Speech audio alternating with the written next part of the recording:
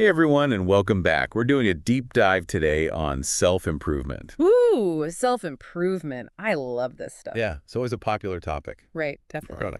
And you know what's cool? We're actually taking inspiration from this YouTube podcast Oh episode. yeah, I was just going to mention that. Yeah. So the episode is called How to Become the Best Version of Yourself. It's from a channel called LEP Learn English Podcast. We thought it'd be fun to kind of pull out some of the best tips. Yeah, and just like break it down, make it easy to apply to everyday life. Totally. So for all you listeners out there, get ready to take some notes because we're about to dive deep. Let's do it. Okay, so the first thing that really stood out to me in this podcast was the emphasis on self-reflection. Oh, yeah, they really hammered that home, didn't they? Yeah, they did. And I have to admit, at first I was like, okay, isn't that kind of obvious? Like, don't we all do that anyway? Yeah, I thought the same thing. But they actually backed it up with some pretty interesting research. Oh, really? Why? Well, they mentioned this study from Harvard University that showed people who regularly reflect on their actions actually make way better decisions. That makes sense, I guess, when you think about it. Right. Because they're more aware of like their strengths, their weaknesses, what they need to work on. It's like taking stock of your pantry before you go grocery shopping. Exactly. You don't want to end up with 5 jars of pickles and no milk. Huh. So true. But here's the thing. I feel like sometimes I can get stuck in the reflection phase and never actually take action. Oh, yeah, that's a real danger. The podcast hosts actually talked about that too. They were joking about how you can get so caught up in analyzing yourself that you never actually do anything. It's like that friend who's always planning the perfect vacation but never actually books the trip. Exactly. So it's all about finding that balance Right. between mindful reflection and actually taking action. Which brings us to their next big point, goal setting. Ooh, goals. Goals. Everyone loves talking about goals. But they made a really good point about setting realistic ones, didn't they? Oh, absolutely. Like, remember that time we tried that 30-day fitness challenge? Oh, God, don't remind me. Talk about setting ourselves up for failure. Yeah, we went way too hard, way too fast. And that's exactly what they warn against in the podcast. They really emphasized starting small, taking baby steps. Yeah, because even those small steps can lead to big changes over time. Right, totally. Hmm. There's actually research that shows people who focus on small, achievable goals are way more likely to stick with them in the long run. Makes sense. It's about building momentum. Exactly. Yeah. So instead of saying, I'm going to write a novel this month, Yeah. maybe it's more like, I'm going to write for 30 minutes every day. Oh, I like that. Much more manageable. Right. And they used a really simple example in the podcast. They talked about drinking more water each day. Water. Really? Yeah, it sounds kind of basic, but they explained how it's a small change that can have a ripple effect on your overall health. And it's something you can actually stick to. Exactly. Plus, every time you reach for that water bottle, you're reinforcing that positive habit loop. It's like they say, small hinges swing big doors. Love that quote. Okay, but let's be real here. Even with realistic goals, we all struggle with self-doubt.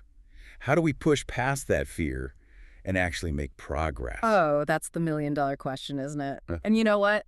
That's exactly what we're going to dig into next. Stay tuned, folks, because Yeah. things are about to get really interesting. I can't wait. They actually tackle that self-doubt head on, don't they? Like right in the podcast. Oh, yeah. They go deep into how that fear of failure holds us back. It's such a common struggle, isn't it? It's like this invisible wall that keeps us playing small. 100%. And they actually cited research from the University of California about it. Really? What did they say? Well, the study found that this fear of failure thing, it's one of the biggest obstacles to actually reaching our goals. Okay, but how do we break through that wall? Like, what's the secret sauce? Well, they suggest something kind of radical, actually. I'm intrigued. They say we should reframe failure, like see it as part of the learning process. Instead of seeing it as, like, a setback. Exactly. Think of it more as feedback. Oh, I like that. So Yeah. instead of saying I messed up, Yeah, it's more like, okay, what can I learn from this? you got it. And they take it even a step further. They talk about focusing on progress, not perfection. Oh, that's good. Because honestly, I'm a bit of a perfectionist. Sometimes it's paralyzing. I get it. But they're saying that every step forward, no matter how tiny, it's a win. I'm liking this shift in perspective. It's not about the destination. It's about enjoying the journey. Absolutely. And you know what else they talked about? What's that? Self-compassion. Ooh, self-compassion. Okay, I need to hear more about this. Well, they basically said that we need to treat ourselves like we would treat a good friend. That's interesting. Yeah, think about it. If your friend was struggling with self-doubt, Would you be like, you're such a loser? No way. I'd be super supportive. Exactly. So why don't we do that for ourselves? Oh, I totally get it. So it's about extending that same kindness to ourselves. Yeah, it's about recognizing that we're all human. We all make mistakes. And that's okay. This is really resonating with me. It's not about lowering our standards. It's just about being more understanding. Right. It's like creating a safe space for ourselves to learn and grow without that constant fear of judgment. And they actually said that self-compassion can make us more resilient. Yep, they did. They said that when we're kinder to ourselves, we're better equipped to handle those setbacks. It's like having this built-in support system Yeah. that's always there for us, no matter what. And speaking of support systems, they also talked about the importance of who we surround ourselves with. Ooh, yes. The company we keep, I've heard that's super important. Oh, it is. And they explained why. They said negativity from others can be incredibly draining. It's like trying to run a marathon with weights strapped to your ankles. That's such a good analogy. You might still reach the finish line, but it's going to be way harder. So it's not just about finding positive people. It's also about minimizing the negativity in our lives. Right. 100%. And they made it clear that this applies to all areas of life, not just personal development. So it's our friends, our colleagues, even the stuff we consume online. Exactly, like the books we read, the movies we watch. Are they lifting us up or pulling us down? It's about making conscious choices about where we invest our energy. I love how you put that. It's about curating our own personal ecosystem. And it's an ongoing process. Yeah. Right?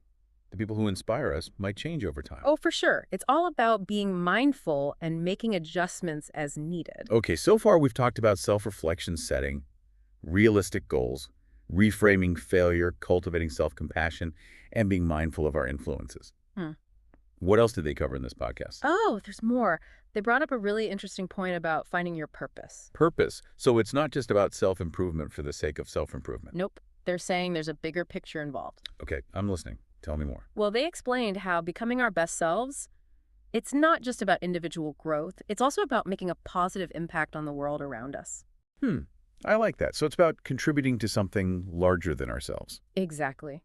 Whether it's through volunteering, mentoring, or even just being a supportive friend or family member. I love that. Yeah. It adds this whole other dimension to the idea of self-improvement. It's not just about personal success. It's about using that success to make a difference. And they tied this back to the concept of a growth mindset. By focusing on how we can help others, we continue to learn and grow as individuals. It's like a beautiful cycle. We become better by helping others become better. Precisely. It brings a sense of purpose and meaning to the whole journey. I'm definitely seeing a theme here. It's not just about us as individuals. It's about recognizing our interconnectedness, how we can positively impact the world around us. Absolutely. But let's get real for a second. We all know that life isn't always sunshine and rainbows. Yeah, there are going to be bumps in the road for sure. Yeah. How do we stay committed to this whole self-improvement thing when things get tough? That's a great question.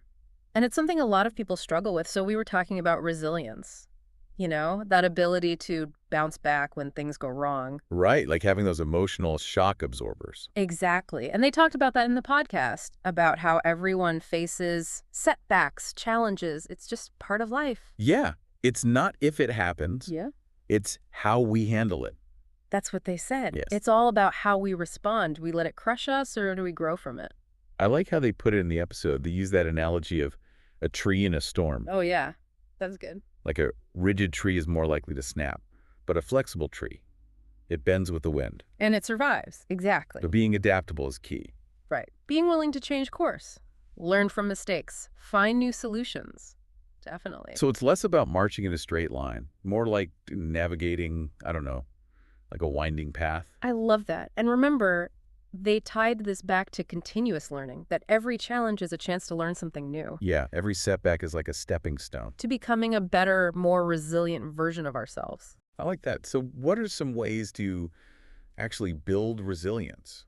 Well, they mentioned a few things, like practicing gratitude, focusing on what we can control. Ooh. And having a good support network. Yeah. People who lift you up. For sure. It all helps. Yeah. And they said it's an ongoing process, this resilience thing. Not a one-time fix. Yeah. Something you work on. Like a muscle, you got to keep training. Exactly. And they also brought up self-compassion. Oh, being kind to ourselves. Yeah. Especially when we mess up. Exactly. And it can be hard. Especially when you're trying so hard to be better. It's easy to get down on yourself. They addressed that. They said self-compassion isn't about lowering your It's standards. not giving yourself a free pass. No.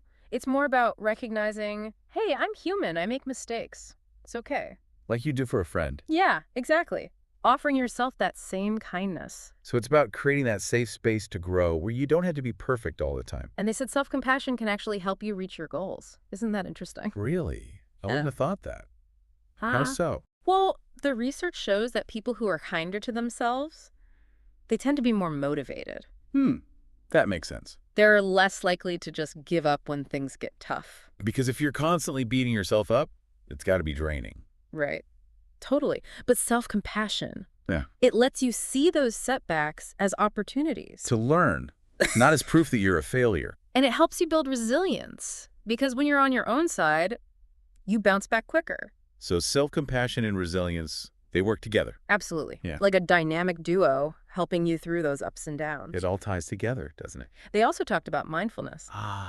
Being present. I know it's good for you, but I'll admit I'm not great at it. It can be tough, especially these days. Right, but they said even small doses can make a difference. Like what? Give me some examples. Well, paying attention to your breath, Hmm. doing some mindful movement, just noticing your surroundings Just slowing down, taking it all in. instead of rushing through life on autopilot. I like that. So mindfulness can help you connect with your values. That's what they said.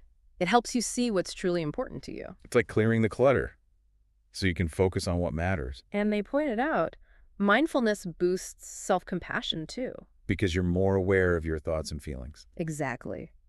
So you're less likely to be so hard on yourself. Wow.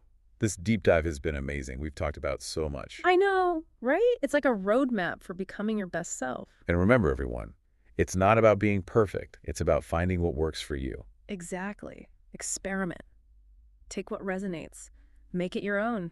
And speaking of finding your own path, the podcast ended with a great question. Ooh, I love this one. It really makes you think. Who are the 5 people you spend the most time with, and how are they influencing your journey? It's so powerful because it makes you look at your relationships. Or are they lifting you up or holding you back? And it reminds you, you have the power to choose. To create that environment that helps you thrive. I think that's a perfect note to end on. This has been an incredible journey. I feel so inspired. Me too. Remember, everyone, becoming your best self, it's an ongoing process. Embrace the journey. Stay curious. Never stop learning. And keep being awesome. Thanks for joining us on the deep dive.